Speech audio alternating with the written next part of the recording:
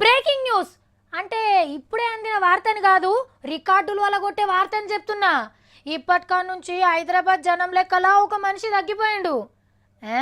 సావిత్రికి ఏమైనా పిసలేసిందా? హైదరాబాద్ అంటే రోజుకు వేల మంది వస్తుంటారు పోతుంటారు, ఇది ఒక వార్త.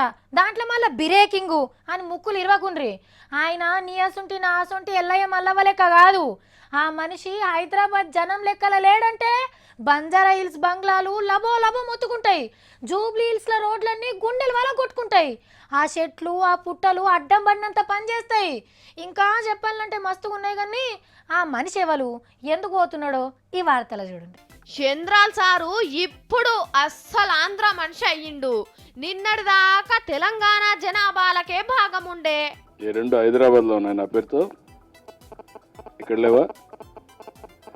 లేకపోతే ఆ రెండు అక్కడ ఉంటే వాళ్ళకి పోతాయి కదా, నాకు రావు కదా. ఆంధ్రాలో మొన్న సర్వే చేసినప్పుడు ఎదురైన అనుభవం ఇది. ఆధార్ కార్డు ఓటర్ కార్డుల మీద హైదరాబాద్ అడ్రస్ ఉండే, లేదేమో ఆంధ్రప్రదేశ్ నాయే. ముఖ్యమంత్రి కరెక్ట్ అడ్రస్ ఇయ్యకుంటే ఇక జనం ఇయ్యరు కదా. అగో గందుకే హైదరాబాద్ నుంచి అమరావతికి అడ్రస్ మార్పించుకున్నాడు. గుంటూరు జిల్లా ఉండవల్లిలుంటున్నట్టు మార్పిడి చేపించుకున్నాడు చంద్రాల్ సారు. అప్పుడప్పుడు అచ్చిపోయేందుకు జూబ్లీ హిల్స్ లో ఒక ఇల్లు అయితున్నది. ఏమన్నా ఎలక్షన్లు అయితే తెలంగాణలో ఓటేసే ఛాన్స్ ఉండదిగా. కానీ హైదరాబాద్ ను ప్రపంచ పటంలో పెట్టేటప్పుడు కూడా అనుకోకుండొచ్చు, ఎన్నడో ఒకనాడు అదే హైదరాబాద్ కు సుట్ట పొన్న అయితేనని.